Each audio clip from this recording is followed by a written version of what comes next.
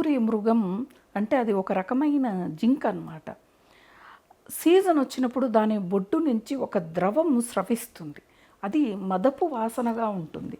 అప్పుడు ఆ జింక అది ఎక్కడి నుంచి వస్తుందా ఎక్కడి నుంచి వస్తుందా అని అడవంతా తిరుగుతుందంట. తిరిగి తిరిగి ఒక అడవిలో తిరిగే ఆ పులి నోటికి దొరుకుతుంది, మరణిస్తుంది. ఎందుకు ఇది చెప్తున్నారు రమాదేవి గారంటే, మానవులము కూడా మనమందరము కూడా ఏదో ఉంది ఏదో ఉంది సంపాదించాలి ఎంజాయ్ చేయాలి అనే తాపత్రయంలో అసలు భగవంతుడు ఎక్కడ ఉన్నాడు, మనం పట్టుకోవాల్సింది ఏంటిదో మరచి మనం తిరుగుతూ తిరుగుతూ ఆఖరికి మరణం అనే పులి నోట్లో మనం ఉండి మనం ప్రాణాలు అంటే పులి నోట్లోకి వెళ్ళిపోయి మనం ప్రాణాలని వదలాల్సిందే. అంటే ఏమీ సాధించట్లేదు అని అర్థం. మనము వచ్చి ఇది ఏదో ఉంది అదేదో ఉంది అని తాపత్రయపడుతూ ఉంటాం.